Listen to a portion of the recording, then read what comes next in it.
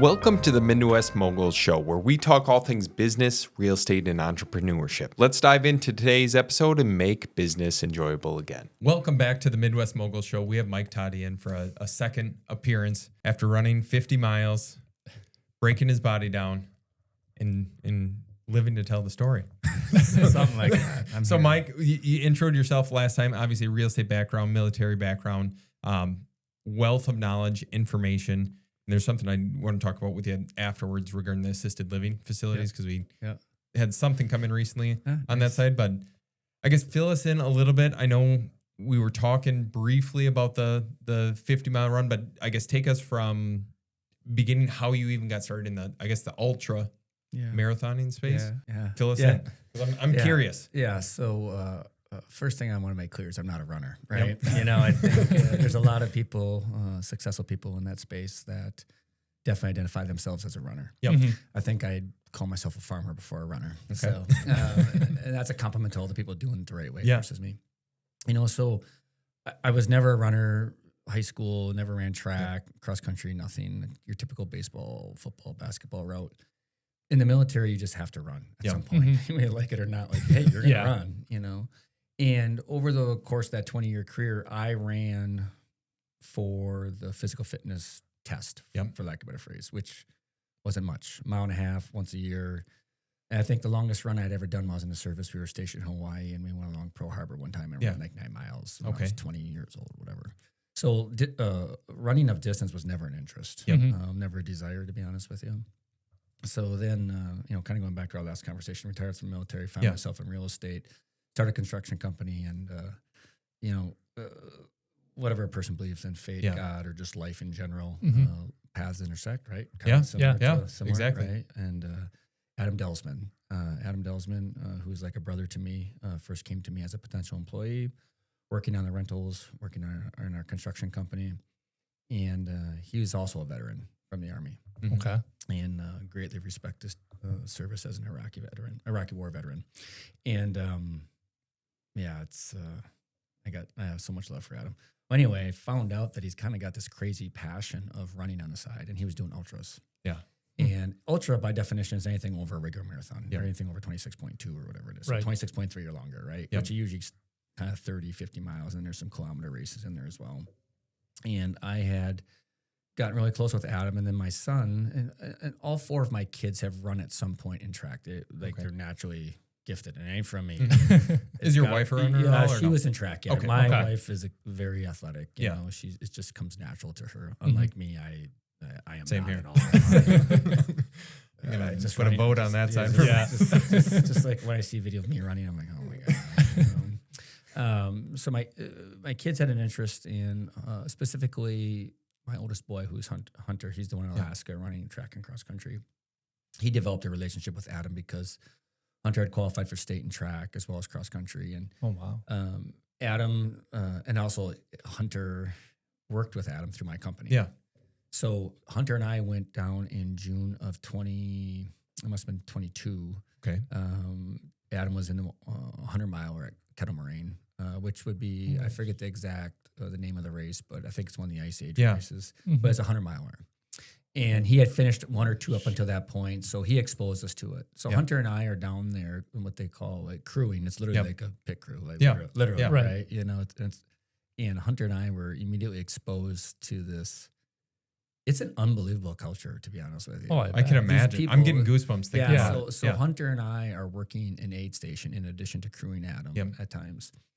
And people are running into these aid stations and they're thanking you for volunteering, right? Yeah. It's this overwhelmingly positive environment, right? And I've never experienced anything like it, to be honest with you. So Hunter and I only went down there for like a segment of the race. We couldn't stay for the whole 24 hours that Adam was going to be running, 24 hours-ish. Mm-hmm. While there, we met another gentleman named Rob Van Houten and his wife, CJ, and they were there to crew Adam. Okay. They had flown from, maybe even driven, but from North Carolina. Yeah. And, you learn there's very much this culture within a culture. Mm-hmm. And Rob was affiliated to Band of Runners, which is the hat. You know, I don't Yep, usually try yep. to match, right? Right. No, But, I give a little love shout it. out to Yeah, I Band of love Runners. Rob is a huge part of Band of Runners, which we can come back to Yeah, later. yeah, please. And I just left this experience, you know, from Rob and just all the people with Adam Mhm, and yeah. seeing it like, man, you know, like Mhm. there's something here. In the backdrop of all of this, I have known that physical fitness, for lack of a better phrase, is my path to like positive mental health. Yeah. Right. Mhm. So in high school, before even high school, as Yeah. a kid, like I went through my first suicide stuff at like 9 and 10 years old. Oh my gosh. I was raised in alcohol Yeah. at home, you know, kind of your classic Midwest thing, Yeah. unfortunately, you know, but a lot of positive too. I need to highlight Yeah. that. My dad was a Vietnam vet and he unfortunately carried a lot of those ghosts with him. Yeah. Um, and I went through suicide depression. I was drinking alcohol regularly by the time I was 14, 15 years Okay. old. Okay. So coming into the military and like being forced to run and then wanting to succeed, I would find myself running on my own and I could Yeah. feel the endorphins, all the stuff, whatever Correct. the right Right. words are, right? Yeah. You know, I'm not The runner's high, so to say. Yeah. You know, Yeah. you could feel it. So, you know, and then like taking what kind of came like naturally, instinctually, as far as like knowing that it felt like something that would help me. Yeah. Mhm. We left that run, Adam's run. Yeah. And we're driving home, Hunter and I, and you know, you need to attend one of these events. Yeah. That's what I'm like- You have to go, even if Yeah. you can just go to witness it. Even if you don't know anybody personally, Yeah. you're just going to feel it. You can Yeah. watch it, the positivity infect everybody there in a Mhm. good way. So you're feeling this emotional high, right? As being Yeah. a witness to this, right? This incredible feat that people are trying to accomplish while still being like these just awesome Yeah. people, No right? shit. Yeah. I said, you know, Hunter and I are driving home and I said, man, Hunter, like this is the path. You know, Hunter and I, all my kids, but Hunter Yeah. happened to be the one there. We have like brutal, honest conversations. Mhm. I said, I can feel it, Hunter. I said, what do you think? If I get up and run tomorrow, what do you think I can do? And he was being nice. Yeah, He yeah. was being nice. Yeah. Because Hunter believes in me and he knows I can grind. He's like, yeah, I think you can do 8 tomorrow, you know? And that was just like Yeah. this hypothetical conversation. What he didn't know in my mind is like, I'm going to go do it. You know? So the next morning I got up and ran 15 miles. I hadn't ran in 3 years since I retired in Yeah. 18, so 4 years. And I ran 50 miles, and I remember like just discovering a lot about myself in those 15 miles. Yeah. And then, of course, my legs locked up. Yeah. That's And what I was wondering. Literally, like, told my wife, I said, "You got to come pick me up. Here's my GPS location." I had no plan. I just Yeah. went out. Yeah. I just That's went out. Yeah. And she was not happy when she picked me up. That's what- I felt like she was probably counseling one of her children, right? Like, you just can't go do this. You know, I'm like, yes, I can. Yeah. You know, so leaving that event Yep. planted a seed. And what I did not know at the time was Adam and Rob, who had met, and Rob and I, we just hit it off. Yeah. Mhm. But Rob is that guy. Rob is the guy that just oozes positivity. Mhm. And he is the guy that people just flock to. And he's just got this heart and it's huge Yeah. and it infects you and it just Yep. goes everywhere and everybody touches it, everybody sees it. And they got me into Band of Runners Camp, which is November, right around Veterans Day. Yeah. Mhm. Every year it's a 3-day camp in Texas where you are out, you don't even have a cell phone Yeah, reception. yeah. And you're in this gorgeous area. And a lot of, I don't want to misrepresent like what their actual mission is. Yeah. So I just kind of want to give like my understanding. Yeah. of Cliff Yeah. Notes That's is fair. People that, veterans and, that have experienced some form of trauma. It's not Mhm. just PTSD from war. Yeah. Right. It's, what have they gone through? Unfortunately, there's sexual assault victims Yep. there, Mhm. suicidal depression, PTSD from service, and just other stuff, Yeah. right? Mhm. And it's they bring these people together in this collaborative effort. And mind you, this is I believe, mostly made up of non-veteran, Mhm. people Mhm. that are running it. And you have world-class, like, endurance athletes there, like the best of the best. And I mean, you could go down these names Yeah. and it's just like, who's who? Yeah. And they're giving their time to us. And there's running there, which is a whole nother conversation about like Yeah. going there and anxiety, like, can I even hang? Yeah. And No what- shit. you Yeah. know, It's like, what do you? group? Because I mean, there's all the people that from walking, Yep. which is a huge part of ultra marathons. A lot of people that just simply endurance walk, Yeah. right? Mhm. To like people are gonna go out like crazy and sprint, right? Yeah. And so we go there and spend 3 days, and they train you on like how to run, how to care for yourself. Interesting. And in the meantime, you're just making all these relationships with these people. And when you're a veteran and you meet other veterans, there's just this kind of connection. It's kind of like even like real estate sometimes, right? You meet somebody else doing the same thing you do, like it just, it just connects. And there were so many lessons there that I could pass along. And Adam was there too, which was awesome. I shared a great moment with him. Like we do. We always hug and tell each other we love each other. He's like a brother to me. But the moment that I remember most is the last day I was with Rob, and we were actually walking at this point because we were ascending a decent sized hill. And, I just kind of fell back. I was just reflecting on the 3 days, and kind of got quite a bit emotional. And, I told him, I was like, I know this is my path to where I need to be at. Yeah. And at that point, I would have been sober. Yeah. I had probably, because I quit drinking in 21. Yeah. So I had not been drinking for about a year. And a lot of people that are in that space, addicts, it's got to go somewhere, right?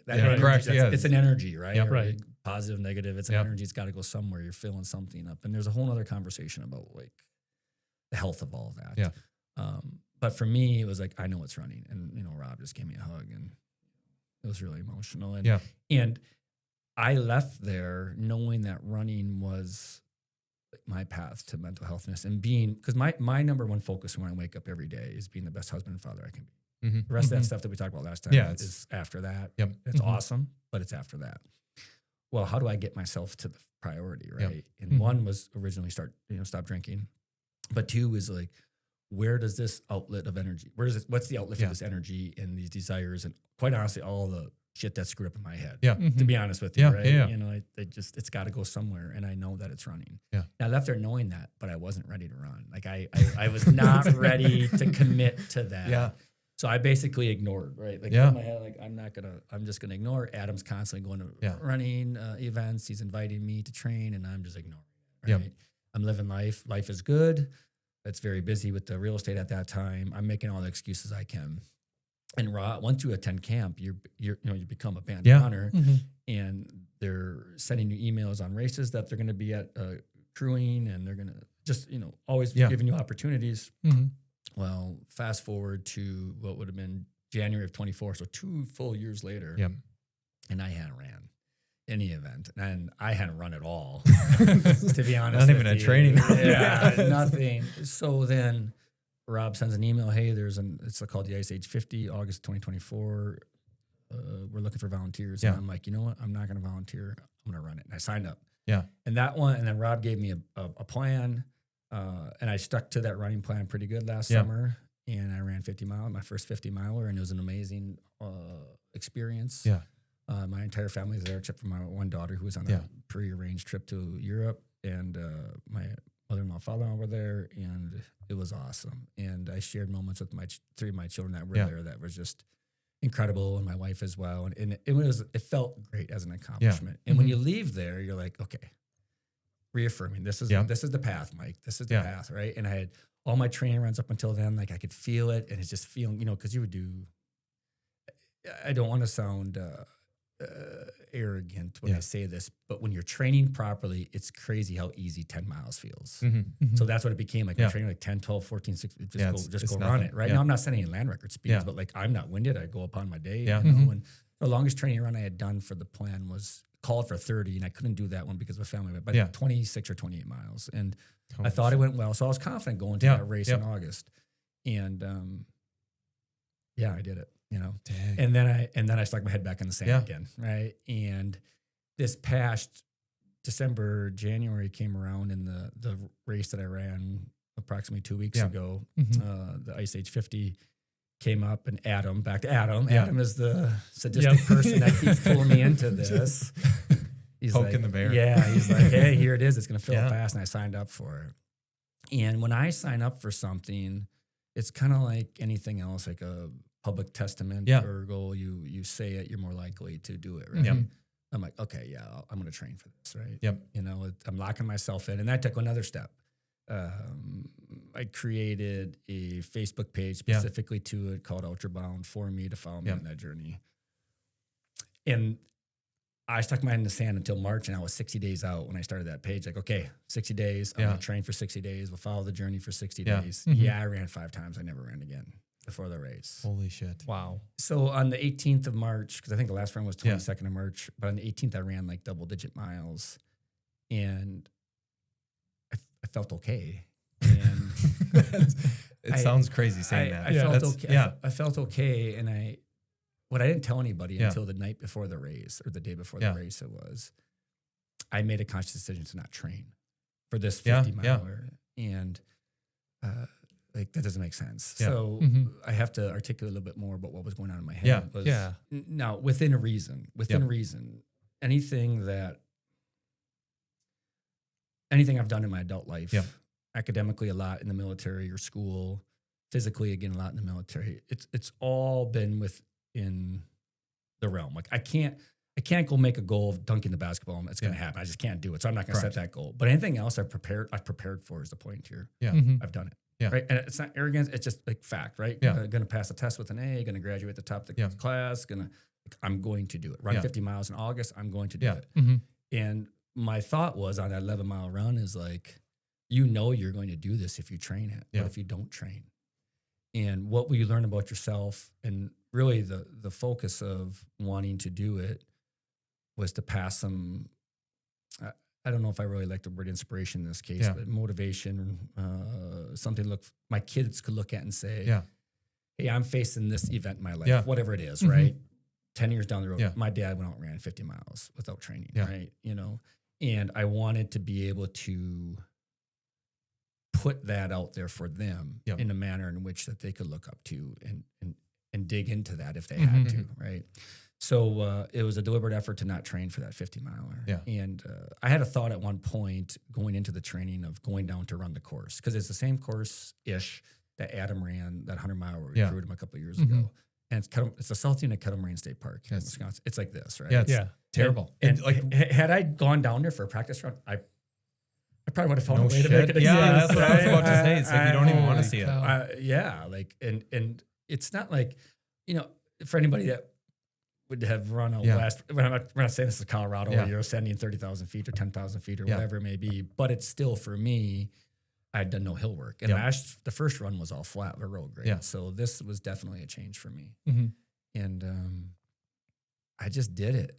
I just went out and did it. So when what you brought up before, Mike, was like obviously deliberately not training for it, which I get that. Did that ever create this sense of, because like you say arrogance, I see it as confidence. Like you just have confidence in your abilities to perform and do what you said you're going to do, hold yourself accountable to that side.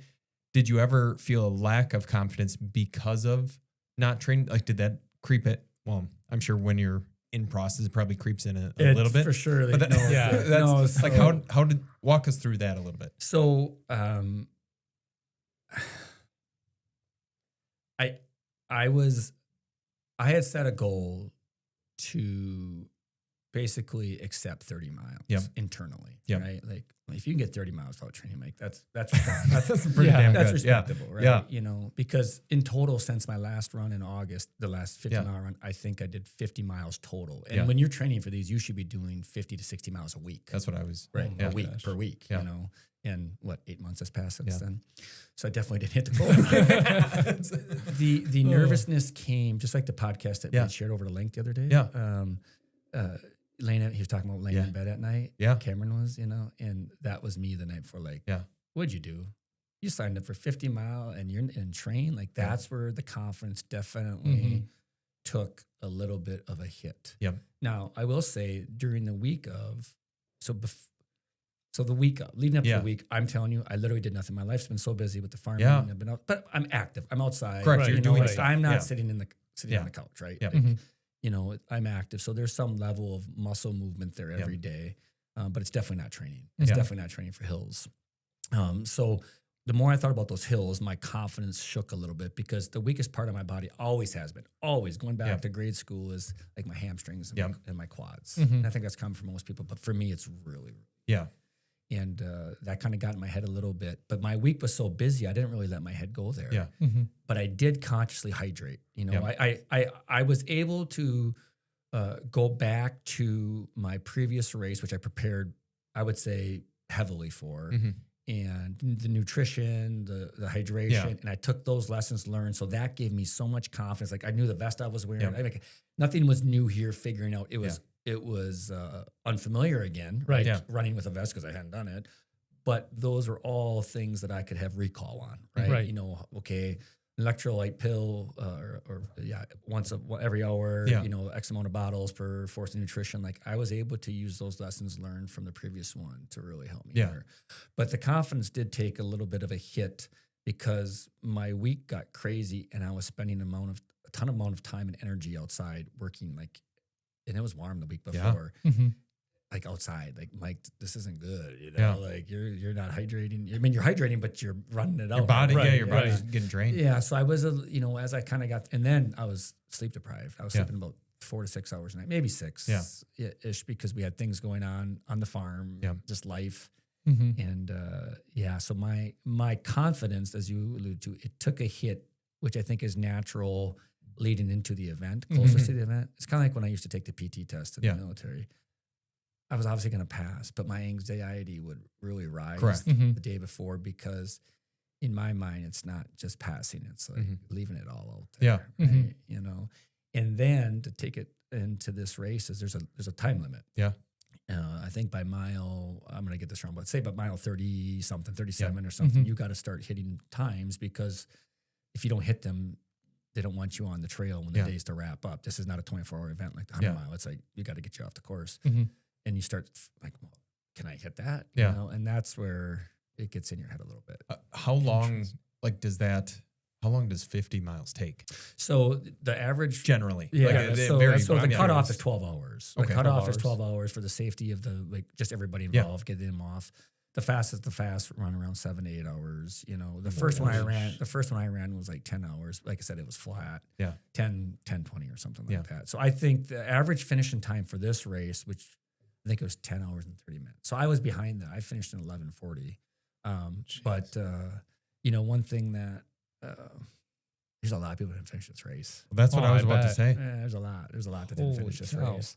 And it gives me an extra level of appreciation, for what, I was able to do, with a bunch of fortune on my side as well, obviously. What is the when you're going through it? Because I know, like, I ran a what I thought was a long run. No, come on, just say it. So I ran 10 miles the other weekend. Awesome. And I'm like, and that was, but at like mile 6.5 going into 7, I'm like, then you start negotiating with yourself in your head. For sure. And then, like, for me, I finished it. I got it done. And it was like, the weather wasn't perfect. It was shitty. And then I'm like, oh, well, maybe I'll just do 8.5 or 9 or rationalization. What does that sound like when you're 10 miles in or 20 miles into a 50 mile race? It was mile 30 ish for me. In the first race too, like I think everything's relative to the distance in your experience. I have these 2 runs to go on. Like, so it's all I have. Still, but I mean, as far as experience, from a trend or consistency standpoint, but like miles, and I had heard this too, but like miles 32, 33 ish to 40 in both races are foggy for me.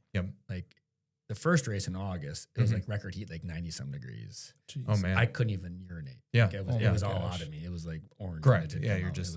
And I literally, my son Hunter was pacing me, and along with Adam. And William, my other son, at one point too. And I'm just like, I gotta walk right now. I gotta walk. And that there was just this fog. And then you start, so the first race, I knew I was gonna finish it. Short of injury. Like you are going to have to drag me off this.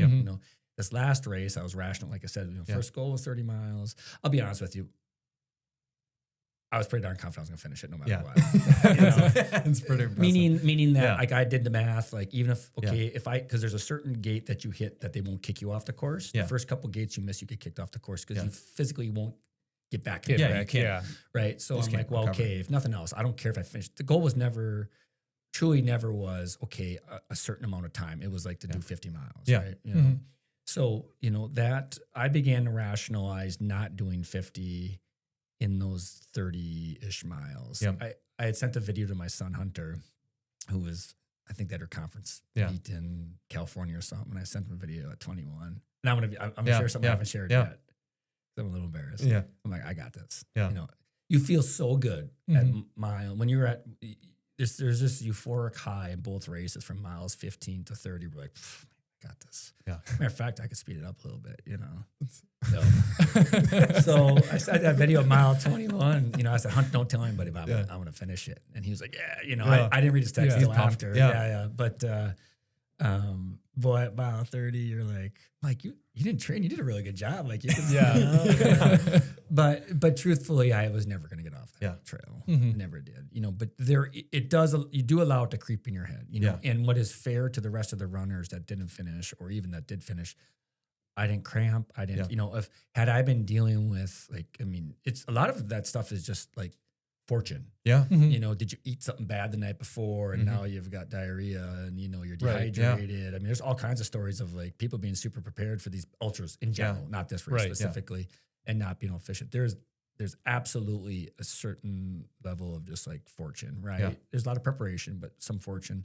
So luckily I didn't have any of those, if we would call them demons or issues to confront. It was literally just like, you got to do it, you know? And one thing that, when I went to retire from the Air Force, I don't know if I remember talking about this in the last one or not, but I had basically taken some time to reflect on my 20 years and I wrote down a bunch of things. And one of the things that I talked about in one of my writings was people often talk about, because it was back to the PT test. Yeah. One of the last PT tests I took, it was really windy. And I just remember this airman came off and he was really mad and complaining because he said the wind was so bad. I said, yeah, but it's also at your back half the time too. You know, you have to remember that, right? You know, that hill that you go up also has a downslide, right? Unless you're staying up on top, right? Yeah. That's literally what I faced this past race. I was walking the hills, which is the common thing. And ultras, like you see people sprinting their hills, it's like, he doesn't know what he's doing, you know? But you got to take advantage of the downhill in life, right? And like if there's a metaphorical conversation there, and then there's like a reality conversation. Yeah, right, exactly. So I just forced myself to run those downhills.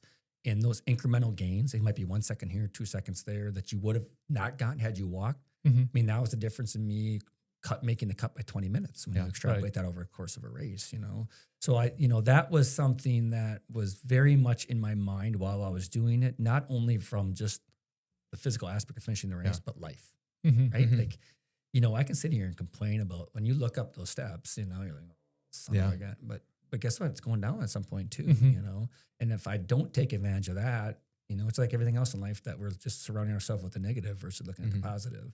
So, I mean, there's always a race within the race they talk about, you know, and it's a race, there's a challenge in your head. So you're thinking about these things and especially when you're in that fog mileage. And I call it 32 to 40 for me, where you're just trying to survive. You're just trying to get there and you're waiting for that second or third win. And you are battling yourself a little bit, you know, you're definitely battling yourself and the elements at the same time. And I'm curious, like, so what was the one thing, or maybe it's not just one thing, but when those thoughts kind of came into your head, was it just you telling yourself like, shut up, you're going to keep doing this, or you're going to finish it? Like, what gave you that slight push to just keep on taking that next step? Is this a kid-friendly podcast? Just kidding. Just go for it. No. Go for it. I don't have anything. When I prepare for the last race, Joe, you know, there's so many conversations within all of this. I think we could do a podcast. My God, right, about people's psychology. But like when I would train for the other race, and this isn't, it's not healthy. Like I would audibly yell at myself, like, you're the idiot that didn't train, you got to run, you got to figure this out. So there is a lot of self-motivation there. And I think a lot of us in this space have a lot of self-hate's not the right phrase, but it's this way you feel about yourself. You know, like, you know, if you had to summarize me in my life, whether it was a real estate conversation or today, it's like, I'm chasing my dad's I love you. Like, and I'm not afraid of that. I'm not afraid to admit that. And that's what I'm doing. I've overcompensated in a lot of things I do in life, you know? But for me, specific to the race itself, Joe, was I could envision the moment crossing and giving my son William a hug. You know, my wife was there too, but only William came to this race. And I have an amazing relationship with all four of my kids. His relationship and my relationship has just absolutely like blown up in a positive manner in the past, 8-9 months with his older brother being gone because he's helping me constantly. And I just thought about like hugging him and like, yeah, I gotta do it. Yeah. I gotta do it. You know, and it's I think we talked about it with the last time I was here. Is again, I always forget which book it comes from or whatever, but I think it's chop water, carry water, chop wood, or whatever it is. You can't cheat the grind. Right. You can't. Right. And if I'm gonna expect my kids to go through tough things in life, like get up the hill, Mike. Yeah. And you are having conversations with yourself. It is a battle. And I think, like, objectively speaking, the podcast I shared with you this past week, and I'm thinking about this as I'm coming here, and my family and friends that listen to it, and trying to truly, there's an honest conversation without being arrogant that I'm asking of myself, and like the one gentleman we listened to this week, and like, how do you do that? Not everybody has that gear. I don't think I'm better. Matter of fact, there's probably a lot of trauma in the fact that I have that gear, or whatever that might be, or however I got there.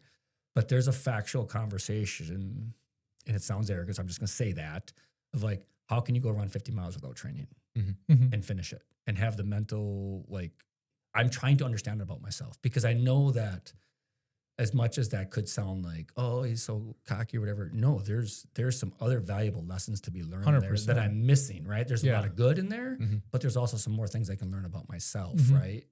And what is it about myself that got me there, And I think that's a tough conversation to hear, because either it's going to be somebody like, listen to that podcast I keep referring to, is at some point like, man, these guys are just fanboys, like all over this guy, like, he finished, it's an amazing feat, but okay. But there's a lot of conversation there, like, how did you do it, you know? And one of the biggest takeaways to this race, Stephanie, my wife, who's very reserved compared to me, just the compliment she paid to me, and like, how do you do that, And there's a part of me that's satisfied as like an ego there, I think, and that's tied back into my life, that it wasn't the best. But then there's just a lot of also like genuine pride there, right? Because I do believe it's important to set an example for the people around you. Yeah, that's amazing.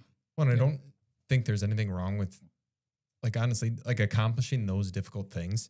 That's what, like, training, and I had mentioned to you, Mike, like training for a half marathon on my side. I'm like, oh shit, I've never ran more than literally 2 miles in my life. So I'm like, okay, this is a little bit of an adjustment. I'm not, similar to you, not a runner, or I don't look at myself as a runner. No. So then it's like you're just pounding your body 4 times a week or whatever it is, like the training schedule. But then there's the ability to be proud of like what you're accomplishing. It's like, holy shit, I didn't think I could do it. I did it. And then I think it just breeds this confidence across your life. All areas. Yeah. Because otherwise you're stumbling through things or whatever. If you don't do the hard things, like how are you ever going to learn? Yeah, I think that's the main point. Yeah. That's the main point, is that my measuring stick for this race was 50 miles. Yeah. My kids don't have to have a 50-mile measuring stick. Yeah. It can be, to me, there's 2 distinct conversations. It's more than that, but 2 distinct ones. Like, truthfully, as a society, we need more physical activity in our life. Yeah. That's conversation distinctly one. Like, the doctor should, before they even give you a prescription, say, what are you eating? What is your exercise routine? Because it affects everything we do, right? There's that conversation. And then there's hey, it's more metaphorical, right? It represents something that you will find yourself challenged in life, whether it's a 50-mile race or getting out of bed in the morning because you lost a loved one or something, right? Point is, uncomfortable, right? Yep. And there is too much comfort in comfort, if that makes sense. There is, There's way too much comfort in comfort, right? And we're all naturally pulled to it, right? There's some level that I'm not challenging myself right now in some aspect of, like, I guarantee it, right? That I'm avoiding. We all are. But hopefully what, running this represents for those people that are closest to me and want to have shared success in the things that we do together is, it's going to be uncomfortable, but you have to do it. You have to do it. A very small scale. My oldest daughter, Haley, who I was on the phone with her. I adore all my kids. Yeah. But Haley, I just remember her 8th grade track meet, and she was sick, and she didn't want to run. She didn't want to run the 400, and she's She was the favorite, Yeah. you know, in the 400. And she said she fought me, for lack of a better phrase, like full on. Yeah. Right? No. I said, Haley, I can't make you, but I remember saying to her on the infield track at Brilliant, I said, you'll surprise yourself. Some of these moments are the ones you perform your best. And she set her personal record. Wow. That's crazy. So fast forward. Yeah. Just the week after I finished my run, Haley's on the phone and she's up against it on a final. Yep. Even more. Mm-hmm. And she's stressed out and I can hear it in her voice. And I just got on the phone with her and I said, you know, freaking out, even though that's what comes natural. Yeah. I said, you're just putting your energy there because you know that maybe you should have studied more, Yeah. or it was difficult, whatever it may be. Mm-hmm. I said, you just got to lock it in. You got to give it the best you can Yeah. right now. I said, you can't run right now. You can't run away from it right Yeah. now. You need to lean into it. 2 days ago, she called me. She got her grade back, and she actually raised her overall average Really? after that test. And she thought for sure she was going to fail it. Wow. Right? Uncomfortable, right? Yeah. It was very uncomfortable to take the route there that she didn't want to take. And that's not about Haley. We all do that, Mhm. right? And that's what I want to become infectious. Yeah. of. If I could just take anything and pass it on, it would be, you know, that ability to look in the mirror Yep. rationally, you know, because we could look in the mirror and say, "Oh, I'm a terrible father," and then Yep. I'm drinking again. I fall off the Yeah. wagon 4 years Mhm. later. Oh, woe is me. Versus, hey, this is where you're missing the mark, or this is what's uncomfortable, and this is what you need to do better, Mhm. right? And I just wish more of us we could do that. I wish I could do it more Yeah. often. Mhm. I wish all of us could do it more often, because what comes out of that is the confidence Mhm. in whatever the monumental task may seem at the time. Running 50 miles Yeah. in training, go Mhm. do it. You go do it. Yeah. You know. And I think the one thing I wanted to share is, and I've given this a lot of thought, Yeah. is it's within measure, right? I'm not trying. I didn't try to run 150 Yeah. because I knew I Right. couldn't, right? But I also wasn't going to take an easy 25. Yeah. That'd Right. have been too easy. Yeah. Right? Hear that house at I was gonna say no. everybody has their own. Cut that out. No, that's but that's very valid, because like for You know and it's your just- limits. It's perspective as well, because it's like even having this conversation right now, and then like I really want to quick make this point. You're pushing what I think is possible in my own mind, because it's like I might not have the confidence for myself, but then like hearing these things, and some people are like, hey, that's never going to be me. Mhm. Like I'm hearing the story, it just doesn't hit home. I can never do that. That's not me. Like Joe just told me, I'm not a distance runner. Yeah. He But told me now, that. but now I literally, as you were talking earlier, how you just like got up the next day and ran 15. I'm literally thinking in my head, I think tomorrow I'm just gonna get up and run You and could just see do how it far I today, can go. Joe. I could do it today too. I would recommend you do it. Like It's so that's where so you're not taking an easy 25. That's where we that's where we at. I'm hoping to get to, and it's I Just like shouldn't you're even not say- going to take an easy 5. You correct. You Exactly. understand. You understand. Exactly. It's all perspective. Yeah. it really is. You know, there's so much to be, you know, like I would like to get on the soapbox a little bit that physical activity, Yep. running, you know, people think ultras, they think, Yeah. you look at like a guy like Adam. Adam is a Yeah. lean machine. That guy is, God, is he fit? Just There's all shapes and sizes out there. I mean, there's literally people that you would never think could finish 50 miles Yeah. because of how we judge society. No, Yeah. they're passing me on the hill, up Yeah. on the uphill, right? You know, people allow the half marathon distance or marathon or extrapolate all the way up to 250 miles. I can't do that. What you just touched on. Versus like, how can I? Just like we talk about real estate, right? And there's a huge crossover in all this mindset with business. Oh, right? it's incredible. It's huge, right? And I just would encourage people to, you know, what you just said, go see what you can run tomorrow. And Yeah. I can't say enough to you, and I'm super aware of this podcast wasn't on to be a little bit more passionate because I know how I come across. It's like, I can't say enough to you. Is like, that's what we need to do. We need to be able to say at mile 6 when you wanted to quit, mile 8 you wanted to actually, nope, I'm getting 10 today. I signed up for 10 today. And I'm not going to cut out on myself because only I'm going to know that I didn't meet my goal, right? Nobody really knew that I could run 50 miles except for myself, right? Everybody else would have shook my hand and said, great job, Mike, you didn't train. You got 30 miles, 25 miles, 40 miles, whatever. Wow, I could have never done that. But I would have known. Yeah. I would have known, right? And we have to have the ability to look in the mirror. It's the David Goggins thing. And teach their own, right? Yeah. But the principle of like, I put myself here. Yeah. Right. But guess what? You also control your fate to get out of it, Mhm. right? And whatever that may be is looking in the mirror and being able to be rational about the evaluation of where you're at, emotionally, physically, whatever it may be, and not let it swing too far one way or the other. Don't Yeah. let it swing all the way over here, like, woe is me, I can't get out of bed, and now my life, I am a bad mother or father or whatever. To all the way over here, to I'm the best, and then you think your shit don't stink, right? Like, it's just very like literal looking in the mirror and thinking about like, how can I improve? How can you get up and run tomorrow morning? And then most importantly, come back and look in the mirror again and say, did you give it your all? You know, that's the part, you know, because like I said, what? And it's okay. I had a conversation with a cousin yesterday who's trying to overcome something in their life. And I'm like, at some point, it's okay. It's not that it's okay that you regress, but it's okay to understand that those moments happen and take it as a lesson learned. Yeah. And don't allow it to now submarine you and, oh, now I'm going to drink every day. Yeah. To like, okay, I woke up. I realized that's not what I want to do last night. It's one building block in the foundation of my new future. Right? And that's what I want people to be able to do more, you know. And just looking at the progress you make. Like as a person, as like a physical feat, as a mental feat, like your the ability to overcome, I think, is lacking right now. And just like you face challenges no matter what you do, whether you're working a normal job, whether you're living a so-called normal life or whatever, it's all perspective. And that's where it's like just pushing yourself a little bit out of the comfortability zone into something that's a little bit more difficult. Yeah. And I think so many people lack that, including myself. Like I'm as guilty as anyone else. It's like, oh, there's certain things. Like, do I want to get up and do this today? Not really. Yeah. Well, I think it's, you know, I think it was before the last time we talked. Yeah.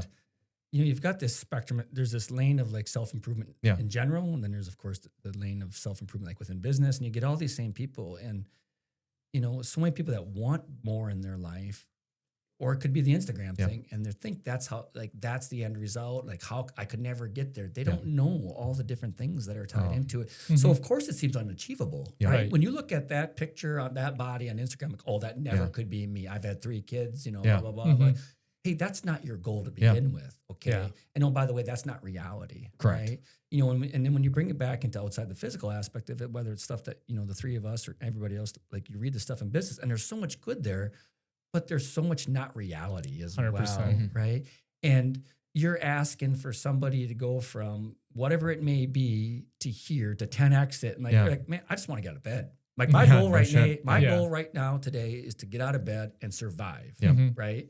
So how do we reach those people? Is like what I think of, like on a daily basis. How do we reach those people that can easily rationalize, well, I can't be Grant Cardone and how many, you know, I have my own jet, right? Dude, we don't need another Grant Cardone, right? What we need you to do is be a good father and to be a good husband, right? And that starts with getting out of bed and setting an example, right? Or myself, like I'm not talking down to people. And you know, it's so when you look at the benchmarks of society, whether it's through social media, and a lot of these books that just regurgitate the same bullshit, I'll say it. Nobody else wants to say it. There's a lot of good stuff there, but a lot of bullshit.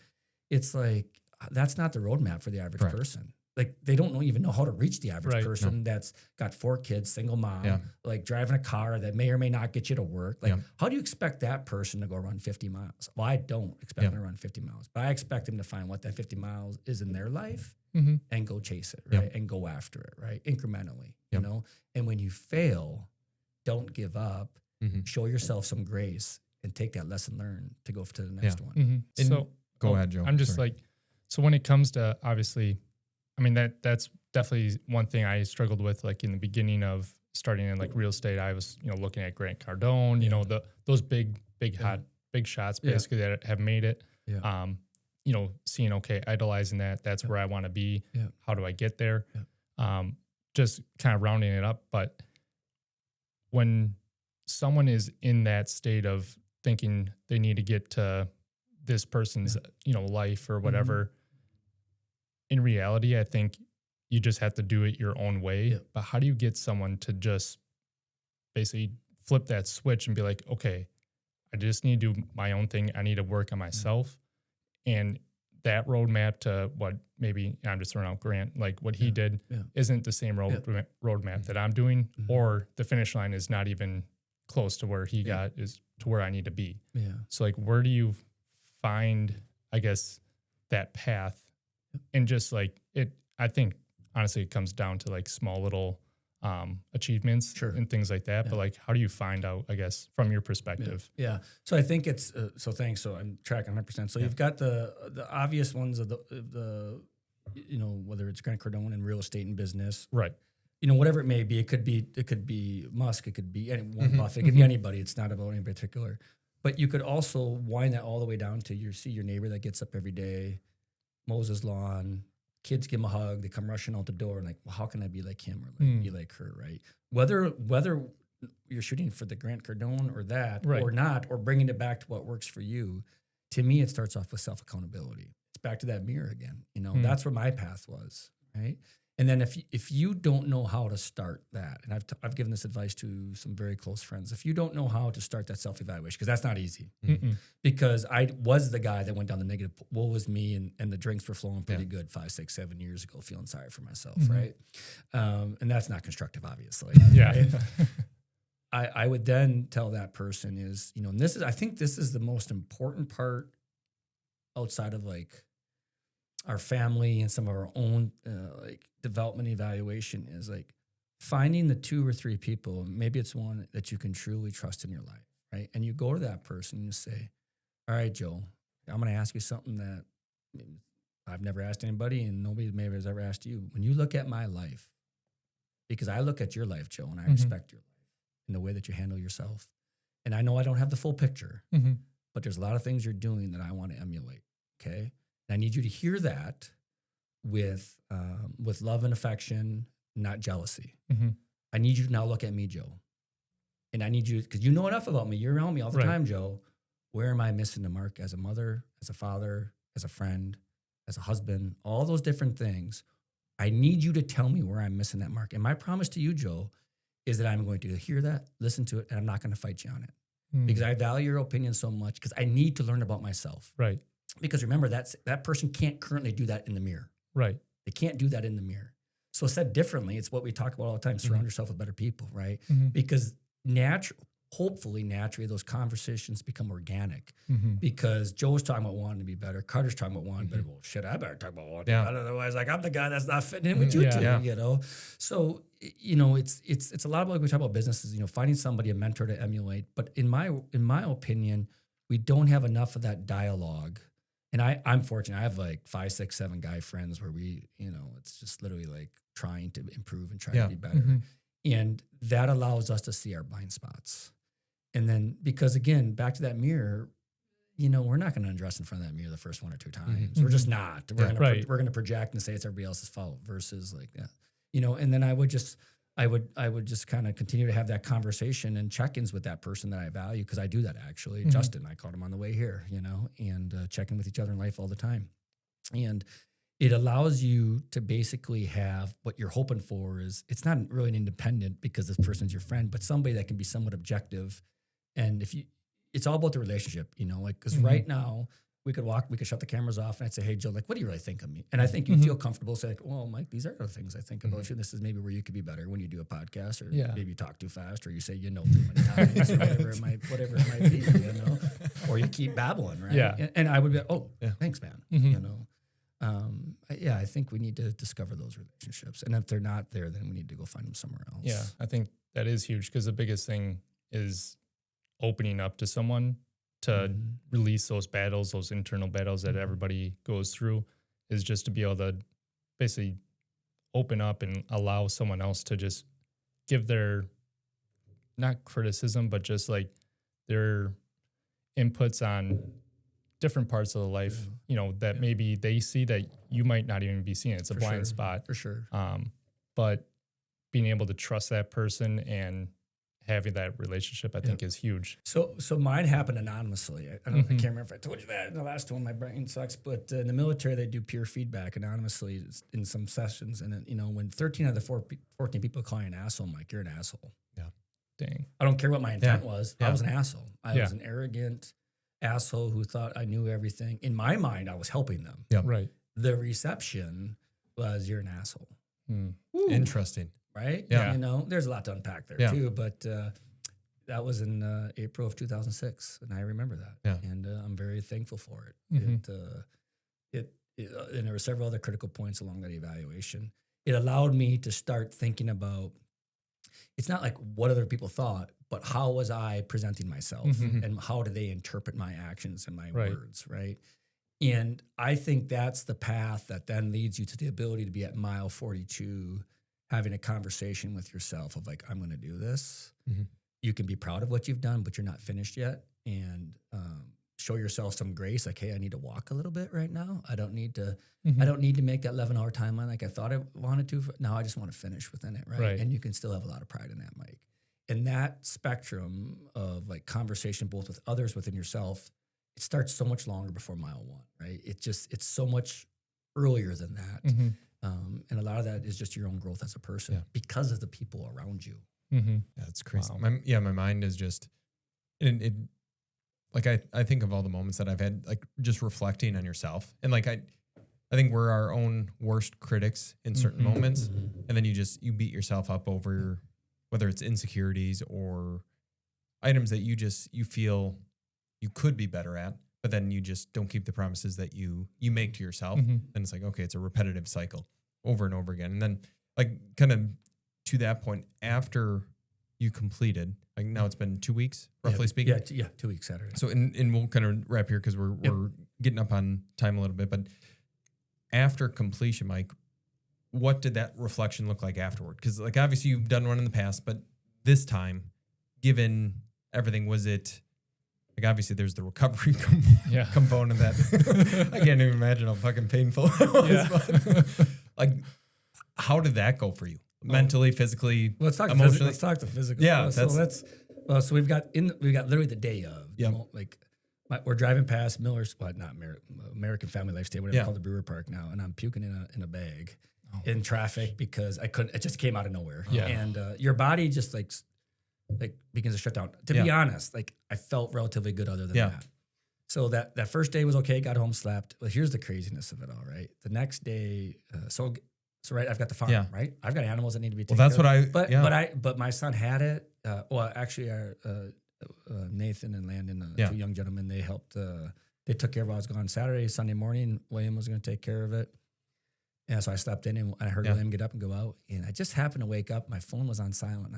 It's like, it's a long story, but the short version is I had a guy doing farm work at a field and everything was set up and he was stuck. So for the next 4 hours, I had to cut trees and I had to lift like a heavy tractor tire.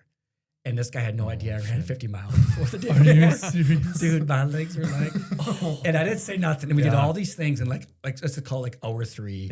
We're at his place and we have to lift this tire onto the back of the truck. and he's like 63 years old and he squats down. He's ready to go, right? Because he's stressed. He wants to get moving because, he's got to go. He has a place to be. Yeah, right? And I go to squat and I'm like, and I just lock. And he looks up at me like these eyes. I'm like, I'm sorry, but I ran 50 miles yesterday and my body's shutting down right now. And he just looked at me like, I don't give a shit. Yeah. Get the tire in the truck. In a good way. Like a very matter of fact of like, we're gonna get, so I just, so like, I honestly think because the rest of the recovery has been excellent. That stretched me out. Kind of like you should go for recovery runs and stuff like that. I'm going to lose a couple toenails again. That's kind of nature of the beast sometimes for some of us. But I've been active since. There was a couple days where I was like, trying to sit down. I was like, But, the physical recovery has gone good. Well, that's good. The mental recovery, I thought there'd be more of a battle within myself during the race mentally. And there was in those miles I talked about. But I don't know if it's the right use of it's just a matter of fact, I had to do it. Yeah. You know what I mean? So I just did it. Yeah. And now it's on to the next thing. And that's the thing that I would like to highlight as I don't want to say negative, but a life of people that are similar to me is it's a little bit of a life on the binge. I'm not proud of it. Well, I'm going to go run 50 miles. Yeah. Oh, and then I'm going to go have X amount of rentals and I'm going to do this and then I'm going to go to the farm. Like, sometimes it's a double-edged sword. That 50-mile high takes me to the next big thing or even a little thing, it could be. But then it's also like you're just constantly doing that, right? Yeah. And there's definitely a downside of that, and when you come down off of that. Yeah. And overall, it's been good. I've physically, mentally, I feel really good. Back to where we started, band of runners and the intent of like running, like it it's like I fill the bank up, right? Yeah. It's the deposits into the bank, and I'm proud of it. I feel good about it, and it's just there's something physically that ticks in me differently when I'm active. Yeah, so it's been good. That's awesome. It is. It's absolutely incredible, and I appreciate you coming in and sharing the experience because it's like there's so many things that in my own mind unlocked during this conversation. Just the ability to do more than what you or myself think is actually possible. It's like it's just challenging us to push that next level, regardless if it's in life, business, personal relationships, finance, or faith, or whatever. Like there's everything that comes into it. But Joe, any other questions you have for Mike? No, honestly, answered a lot. So how far are you gonna run tomorrow? Yeah, Joe. That's I'll keep you posted. Send you guys a text or a picture, and we'll see. I'm just gonna run and see. I know see you. how I know far. you got 8 miles. You got 10. Yeah, you definitely do. Joe, you could get 10 tomorrow. I'm putting down 5, and then once I get past 5, who knows? I might just keep running. But you got to do it. Yeah. So we'll see. This podcast will be uploaded. We might upload the clip of Joe running. I'm gonna be like, Will's gonna tag along with you tomorrow. Crawling. Call my fiance. Exactly. Come pick Joe's me up. locked up on Mile 15, it doesn't work. Oh, you stupid girl. Yeah. Hey, sorry, honey. It's like Joe will be locked up on the side of the road. So if you guys see him, just help a brother out. Help you out. So appreciate you watching. As always, hit the like and subscribe button. We'll see you in the next one.